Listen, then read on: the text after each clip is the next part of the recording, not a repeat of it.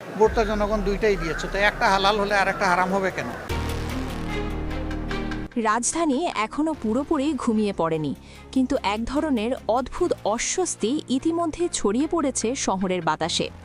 রাজনৈতিক অঙ্গনে এমন কিছু ইঙ্গিত ঘুরে বেড়াচ্ছে যা বলছে আগামী ২৪ ঘন্টা হতে পারে দেশের জন্য অত্যন্ত গুরুত্বপূর্ণ। কারণ একটাই, জুলাই সনদ।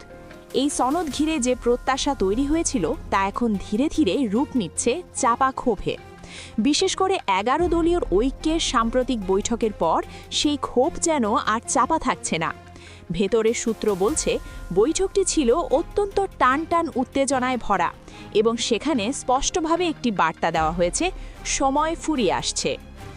জামায়াতে ইসলামীর আমির ডক্টর শফিকুর রহমানের বক্তব্যেও ছিল সেই তীব্রতা, তবে আগের মতো সরাসরি হুমকি নয়, বরং একটি সতর্কবার্তা।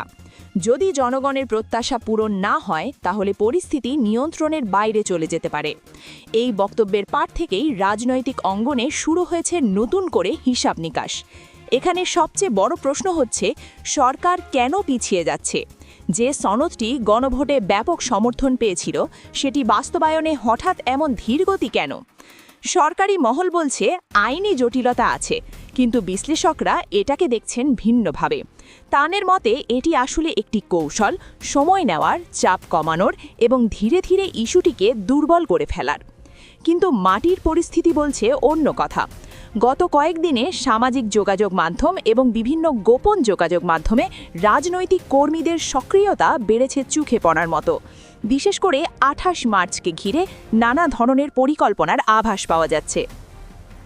বিভিন্ন জেলায় ছোট ছোট মিটিং, সমন্বয় সভা এবং মাঠ পর্যায়ে প্রস্তুতির খবর মিলছে, যা ইঙ্গিত দেয় কিছু একটা বড় পরিকল্পনা এগোচ্ছে নীরবে।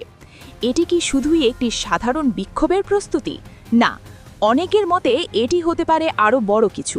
কারণ এবার আন্দোলনের ধরন আগের মতো নাও হতে পারে।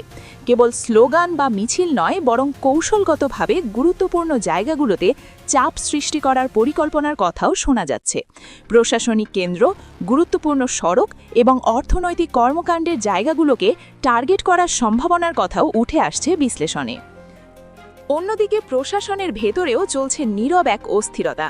বিভিন্ন গুরুত্বপূর্ণ পদে দ্রুত বদলি এবং নিয়োগের যে প্রবণতা দেখা যাচ্ছে তা নিয়ে প্রশ্ন উঠেছে। দক্ষতার বদলে আনুগত্যকে অগ্রাধিকার দেওয়া হচ্ছে কিনা, এটা এখন বড় আলোচনার বিষয়।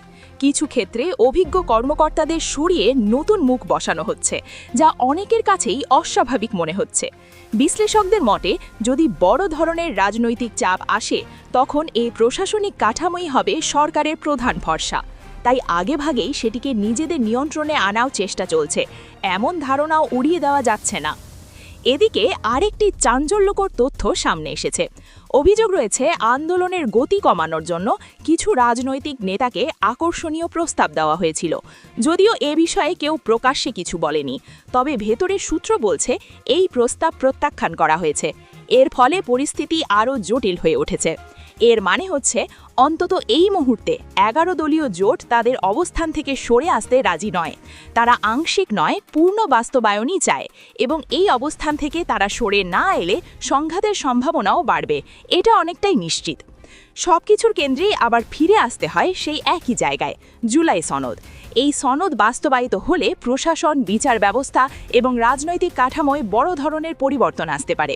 দুর্নীতি দমন, ক্ষমতার ভারসাম্য এবং প্রতিষ্ঠানগুলোর স্বাধীনতা সবকিছুতেই প্রভাব পড়তে পারে। আর ঠিক এই কারণেই হয়তো এটি এখন ক্ষমতার জন্য একটি স্পর্শকাতর ইস্যু হয়ে দাঁড়িয়েছে।